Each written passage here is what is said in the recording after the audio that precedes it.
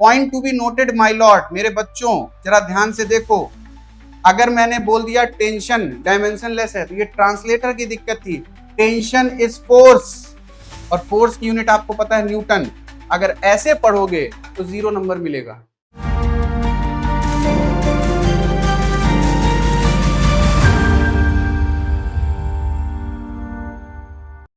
बहुत बहुत स्वागत है आप सभी का यूपीएससी कंपस के अपने इस यूट्यूब चैनल पर। और जैसा कि हमने आपसे प्रॉमिस किया था कि बहुत ही जल्द साइंस एंड टेक्नोलॉजी यानी विज्ञान एवं प्रौद्योगिकी के कॉन्सेप्चुअल टॉपिक की सीरीज लेकर हम आपके बीच में आ रहे हैं।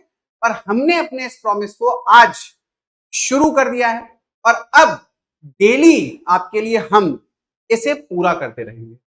अब सवाल पैदा होता है कि सर हमको इस सीरीज का सबसे पहले मतलब समझा दीजिए।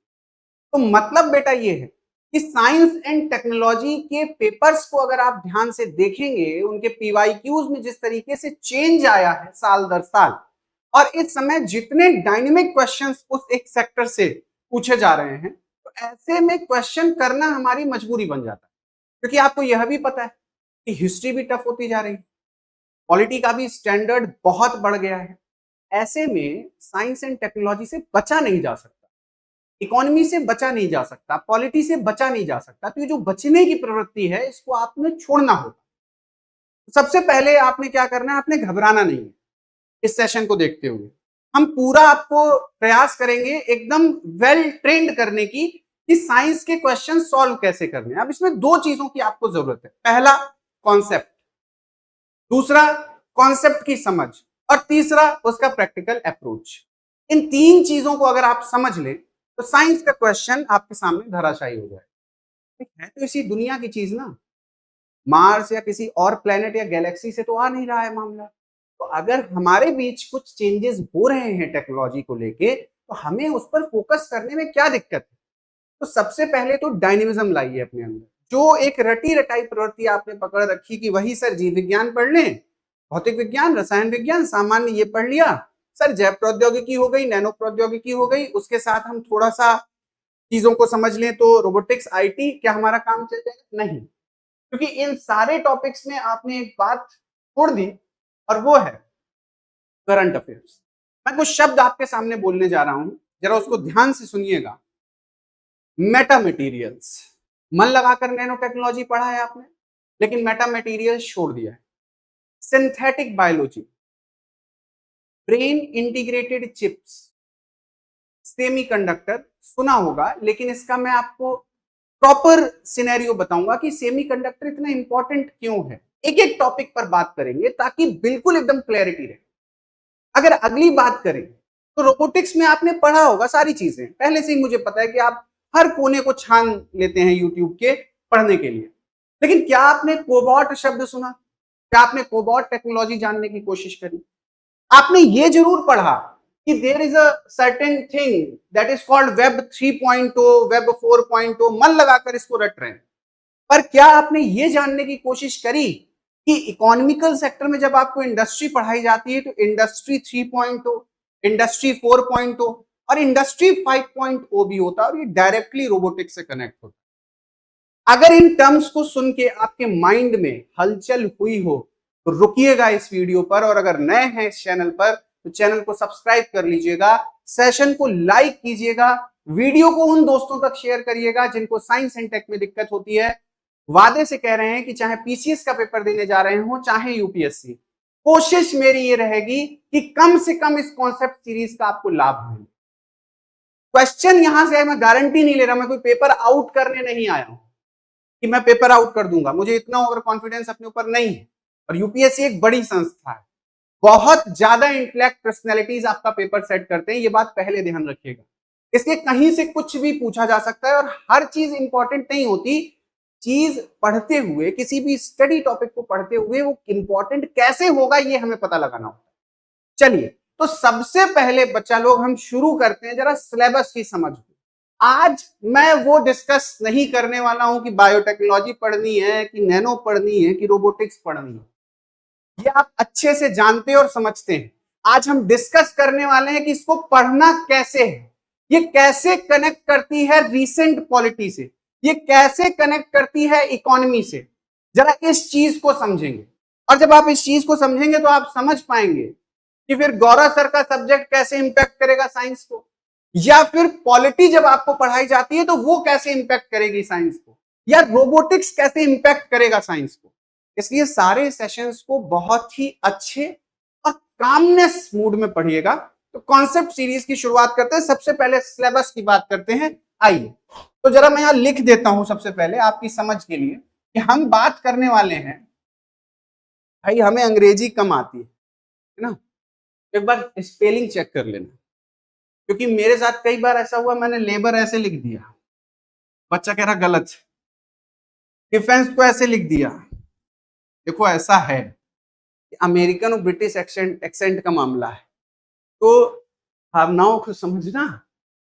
वैसे कोशिश करूंगा स्पेलिंग सही लिखूं, मजाक कर रहा था, it's a sarcastic tone. Spellings आती हैं, ठीक आती हैं, ताकि माहौल थोड़ा सा गमगीन ना हो। विषय कठिन है, ये पहले समझ लीजिएगा। तो साइंस एंड टेक्नोलॉजी, हिंदी वाले अगर कुछ दोस्त हमारे साथ बैठे हैं तो भाई जरा देख लो, विज्ञान एवं प्रौद्योगिकी। अगर मैं आपसे पूछूं कि भाई सबसे पहले तो चलो ये बताओ कि विज्ञान के साथ प्रौद्योगिकी पढ़ने की जरूरत क्यों है। ऐसे शौक थोड़ी ना है कि यूनियन पब्लिक सर्विस कमीशन को ऐसे शौक आया तो बैठा होगा, कहा कि ऐसा करते हैं सर साइंस के साथ टेक्नोलॉजी भी लगा देते, ऐसा नहीं। सबसे पहले विषय की महत्ता को समझिए। साइंस आपको थ्योरी बताती है, रिसर्च के बारे में बताती है, ऐसा हुआ है, ऐसा हुआ है, ऐसा होने वाला है, ये साइंस की खोज चल रही है। हम हिग्स बोसोन को खोज चुके हैं। अब हम जब ये चीजें रिसर्च कर लिया, हमें पता चल गया, तो जरा ये तो देखें कि विज्ञान क्या है। विज्ञान मानव जीवन को आसान बनाने के लिए ही तो है। और मानव जीवन को आसान कब बना पाएंगे, जब विज्ञान की थ्योरीज यानी इन साइंस की थ्योरीज को आप प्रैक्टिकल अप्रोच में चेंज करेंगे। कैसे चेंज करेंगे कि भाई हमारे पास हमें ये पता चल गया, हमें ये पता चल गया कि सर इंजन्स होते हैं गाड़ी में, इंटरनल कंबंशन इंजन होते हैं। तो हमें जब ये पता चल गया कि भाई इंटरनल कंबंशन इंजन होता है, तो हमने उस इंजन में पुली वुली लगा के और फिर क्या किया, एक कार बना दी, बस बना दी। बस में बैठ के हम क्या कर रहे हैं, आराम। क्यों, चलने फिरने की आराम नहीं हुई? हमारी वॉकिंग जो पैटर्न थी वो बदली कि नहीं बदली? बस में और कार में बैठ के हम सफर कर रहे हैं। तो ये एक समय थ्योरी रही होगी ना बच्चों, उसके बाद इसको प्रैक्टिकल में बदला गया। तो जब जब थ्योरी का अप्रोच प्रैक्टिकल में बदलेगा, तब तब वहां टेक्नोलॉजी आपको मिलेगी, और टेक्नोलॉजी आपसे कहेगी कि अब मुझे समझो, अब मुझ में एडवांसमेंट करो। That is the basic theory that you will learn with the help of science. Now you apply that particular theory and particular research in a practical way that give birth to the technology. Now advance me for further detail, for further advance. ऐसे बोलता है ये खुद subject आपसे। कितना समझ में आया? तो हमने ये समझ लिया कि भाई विज्ञान और प्रौद्योगिकी होता क्या है। एक बिल्कुल लेमैन कि अगर कोई सामान्य बच्चा भी आया, तैयारी करना चाह रहा, नहीं समझ में आ रहा, कला संकाय का, को भी परेशान मत होना। जितना मेरे से मेहनत हो पाएगी उतनी होगी, और कोशिश यही है कि आपको विषय समझ में आए। चलिए अब हम जरा पाठ्यक्रम की तरफ चलते हैं। कहां चलते हैं? सिलेबस। तो सबसे पहले मैं यहां लिख देता हूं कि आपका कोर्स क्या होता है। भाई अगर मैं सामान्य की बात करूं, सामान्य जनरल, ध्यान से देखना, यहां 3 सब्जेक्ट आपको दिखाई देंगे। एक है जीव विज्ञान अर्थात बायोलॉजी, फिर आएगा भौतिक विज्ञान फिजिक्स,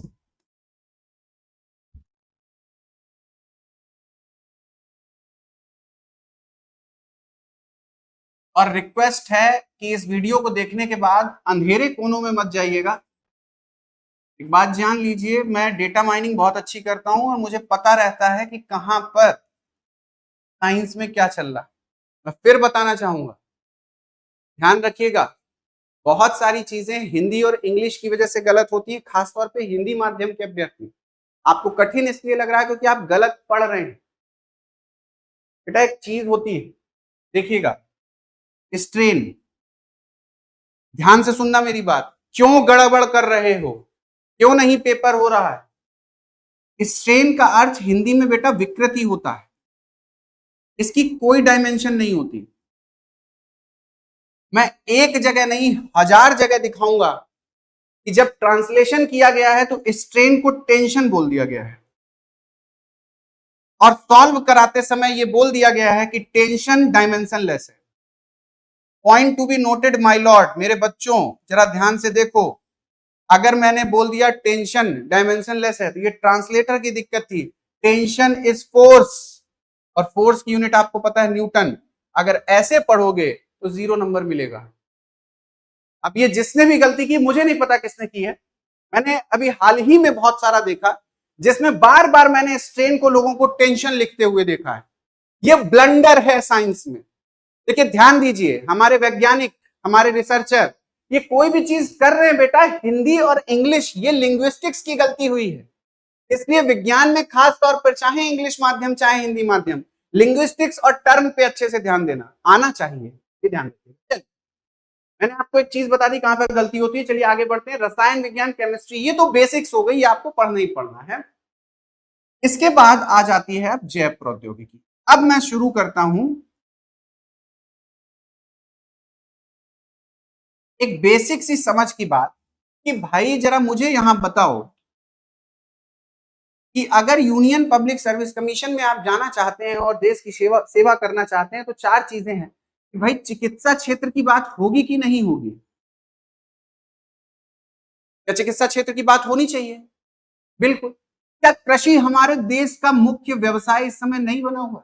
भले जीडीपी में उतना योगदान ना हो, सर्विस सेक्टर का ज्यादा हो, क्या कृषि पर लोग आश्रित नहीं है? क्या कृषि को हमें उन्नत बनाने की जरूरत नहीं है? क्या है ना? इसके बाद अगर हम बात करें कि इस समय की सबसे प्रमुख समस्या, तो आपके मन में आ रहा होगा सर पर्यावरण बहुत प्रमुख समस्या है और इस समय पर्यावरण पर हमारा ध्यान है और हम सस्टेनेबल डेवलपमेंट करना चाहते हैं। क्या यहां ध्यान नहीं होना चाहिए? क्या होना चाहिए? एक बात बताइए, क्या आप GS4 में जब एथिक्स पढ़ते हैं और विज्ञान की जो तकनीक, क्या वह किसी प्रकार से समाज को प्रभावित नहीं करती है? क्या इसमें सामाजिक दृष्टिकोण होना चाहिए या नहीं होना चाहिए? बिल्कुल होना चाहिए। क्यों नहीं होना चाहिए? क्या इसमें नैतिकता का दृष्टिकोण नहीं होना चाहिए? क्या बिल्कुल होना चाहिए। जरा ध्यान से देखना, मैं पढ़ा साइंस रहा था, पता सिलेबस रहा था, मैंने लिख दिया चिकित्सा, कृषि, पर्यावरण, सामाजिक और नैतिकता।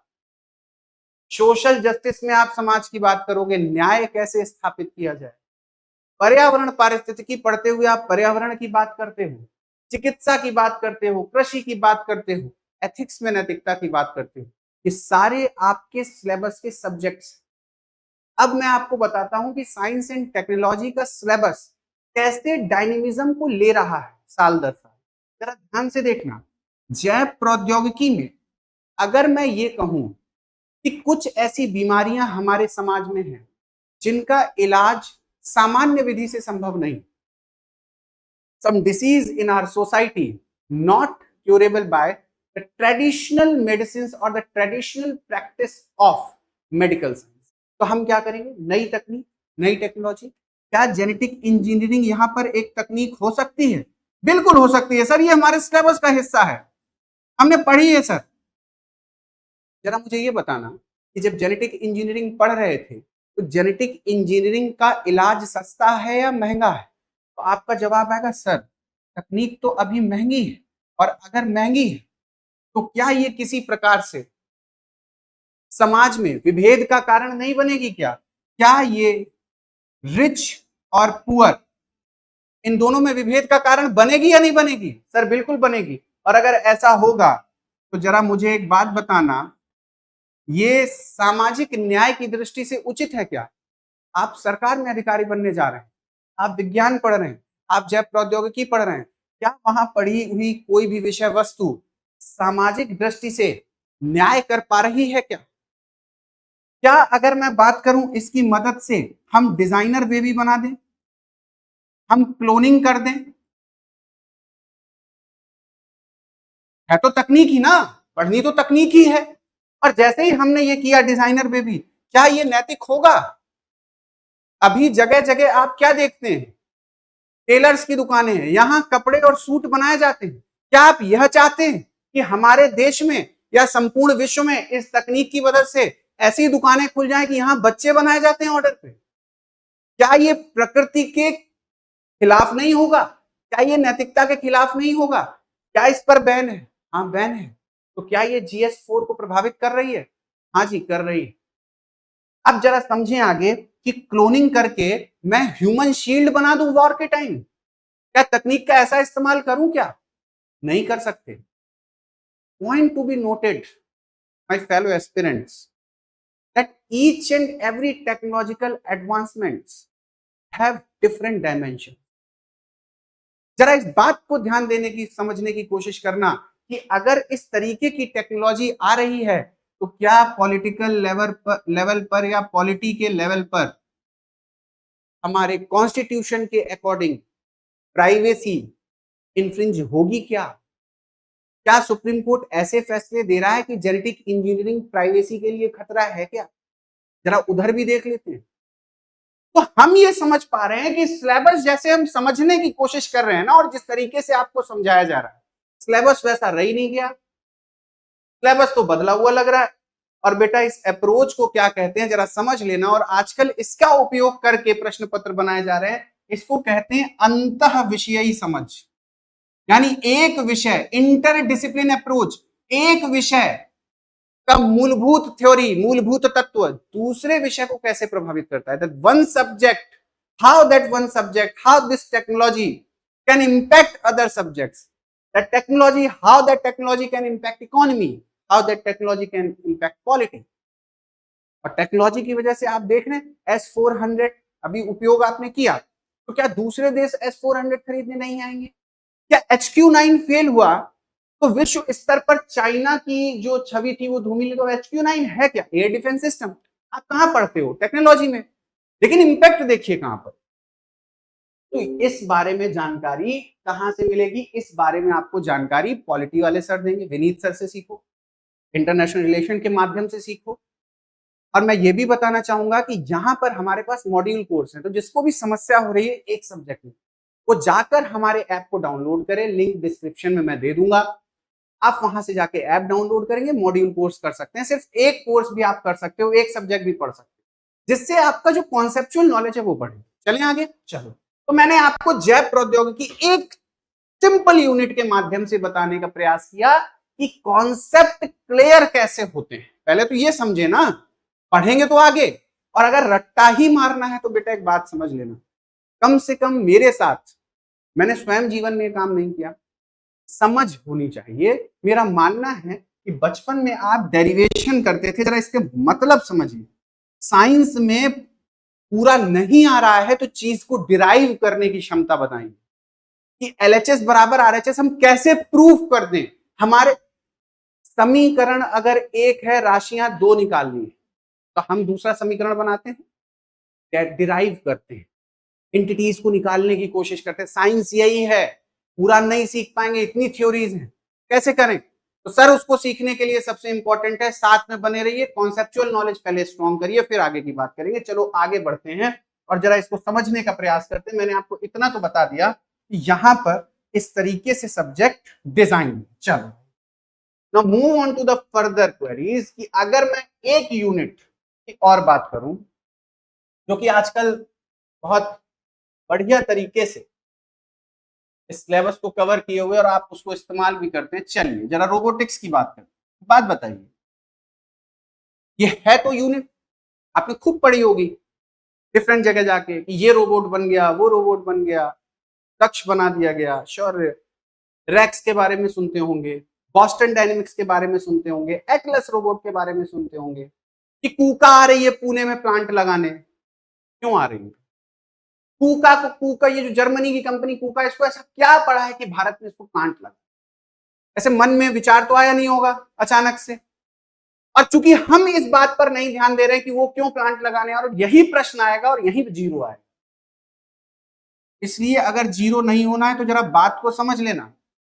और मैं समझा रहा हूं कि रोबोटिक्स का कॉन्सेप्ट बड़ी डायनेमिक फील्ड है। क्वेश्चन एआई से आ सकता है, क्वेश्चन मटेरियल से आ सकता है।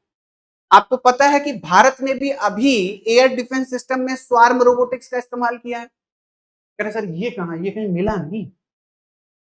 ये खास चीजें होती हैं। पता तो आपको ये भी नहीं होगा कि हमारे आर्सेनल में स्कैल्प क्रूज मिसाइल रखी हुई थी, दुनिया ब्रह्मोस से खुश थी, यहाँ स्कैल्प क्रूज चल गई। भविष्य में अधिकारी बनना है ना, सारे ये जो छुपे हुए तथ्य हैं ये नहीं बताए जाते, लेकिन आपको सिलेबस में पढ़ाया जाता है that one technology is swarm robotics. होती क्या है, बड़े बड़े वेपन सिस्टम है। अब एक बात समझना, ध्यान से समझना, स्वार्म रोबोटिक्स मैं सिर्फ बता रहा हूं। स्वार्म रोबोटिक्स प्रेरित किससे है, इसकी प्रेरणा मनुष्य को कहां से मिली। चींटी का छत्ता देखा, चींटी की बाम्बी होती है, मधुमक्खी का छत्ता होता है, उसमें एक रानी मधुमक्खी होती है, रानी चींटी होती है। कभी सुना भी नहीं होगा राजा चीटा, क्या है ना, मेल सिर्फ ह्यूमन सोसाइटी में ही पेट्रियार्कल देखेंगे, बाकी हर जगह मदरहुड है। ठीक, तो स्वार्म रोबोटिक्स कहां से प्रेरित है, मधुमक्खी के छत्ते जैसी संरचना से। ध्यान से सुनना, देखना इसका इस्तेमाल कैसे होता है। यानी एक हेड होगा और उससे जुड़ी हुई कई यूनिट्स होंगी। अब हमारा डिफेंस सिस्टम काम कैसे करता है, एक हेड है, उससे जुड़ी हुई कई अलग अलग यूनिट्स हैं और ये सारी साथ में काम कर रही है। ये हो रहा है स्वार्म रोबोटिक्स की हेल्प से। रोबोटिक्स में आया, इससे सुरक्षा तंत्र मजबूत हुआ। अगर मैं बात करूं कि रोबोटिक्स का सबसे इंपॉर्टेंट, सर आजकल हम देख रहे हैं अनएम्प्लॉयमेंट बढ़ रहा है रोबोटिक्स की वजह से, तो फिर इसके लिए क्या करें। इसके लिए हम ये करें कि रोबोट और ह्यूमन का कोएग्जिस्टेंस इसके द्वारा कार्य करें, और इस कार्य को करने में जब हम जाएंगे तो एक नई विधा का जन्म होगा जिसको हम कोबॉट कहते हैं। क्या कहते हैं, कोबॉट कहते हैं। और जब कोबॉट इंडस्ट्री में आ जाएगा तो फिर हमारी जो इंडस्ट्री होगी वो होगी इंडस्ट्री 5.0। अभी हम जो इंडस्ट्री रन कर रहे हैं वो इंडस्ट्री आपकी 4.0 है। ठीक है बेटा, तो कुल मिला के मैं जो आपको बताना चाह रहा हूं, जो समझाना चाह रहा हूं वह यह है कि जो सिलेबस आपने पारंपरिक रूप में पढ़ लिया है, रट लिया है, यूनिट्स को समझ लिया है कि जब कोई पूछता है साइंस एंड टेक्नोलॉजी की यूनिट्स बताइए तो आप तुरंत शुरू हो जाते हैं। Biotech, nanotech, robotics, information technology, computer science, laser, maser, electronics, space, defence. रटना नहीं, इनके यूटिलाइजेशन को, इनके इंपैक्ट को समझना है। सिर्फ रटेंगे, मन लगाकर जीएसएलवी रटिए और फिर आरएलवी से क्वेश्चन आ जाए तो फिर वहां पर क्या है, हम क्वेश्चन को सॉल्व नहीं कर पाएंगे। इसलिए हमें इस तरीके से इंटर डिसिप्लिन अप्रोच में अपने विषय को समझना। आज का ये छोटा सा लेक्चर मुझे सिर्फ आपको ये बताने के लिए था कि हम कॉन्सेप्चुअल टॉपिक कैसे कराने हैं। दूसरी जगह पे आपने कैसे पढ़ा मुझे मतलब नहीं। यहां पर हर एक इंपैक्ट को हम जज करेंगे, एमसीक्यूज होंगे, मेंस आंसर राइटिंग के लिए क्वेश्चन होंगे। हमारा डिस्कशन फोरम ओपन है, आप वहां पर आंसर लिखकर भेजेंगे, हम आपको चेक करके भेजेंगे और ये सारा काम हम आपके लिए फ्री ऑफ कॉस्ट करने वाले हैं। इसके लिए आपको कोई भी कॉस्ट बियर करने की जरूरत नहीं है। लेकिन मेरा यह मानना है कि अगर साइंस एंड टेक में आप जा रहे हैं तो पूरे में पूरे मार्क्स आपको मिलने चाहिए, और ये तभी संभव है जब टर्मिनल, ऐसा नहीं है क्वांटम डॉट्स पढ़ लिया, आप कोई पूछ रहा है क्वांटम टेक्नोलॉजी किससे प्रेरित है, बता नहीं पा रहे, ऐसे नहीं पढ़ते, ये सही तरीका नहीं है। इसलिए प्रिसाइज मैनर में टेक्नोलॉजी को समझते हुए we have to boost our preparation in favor of PCS, PSCs or the UPSC. We need that we have to learn and understand the basic concept of this subject. That's it. तो आज के बाद session शुरू होगा, conceptual series शुरू होगी। आप सभी का स्वागत है। अगर पहली बार देख रहे हैं इस वीडियो को तो सब्सक्राइब कर लीजिए और बने रहिए। डेली एक कॉन्सेप्ट सीरीज में वीडियो आपको मिलता जाएगा। अभी हमारी तरफ से मैं आपसे विदा लेता हूं और जल्दी ही नए वीडियो के साथ मैं आपके साथ होऊंगा। इस सीरीज को देखते रहिए। साइंस एंड टेक को सॉल्व करते रहिए। धन्यवाद।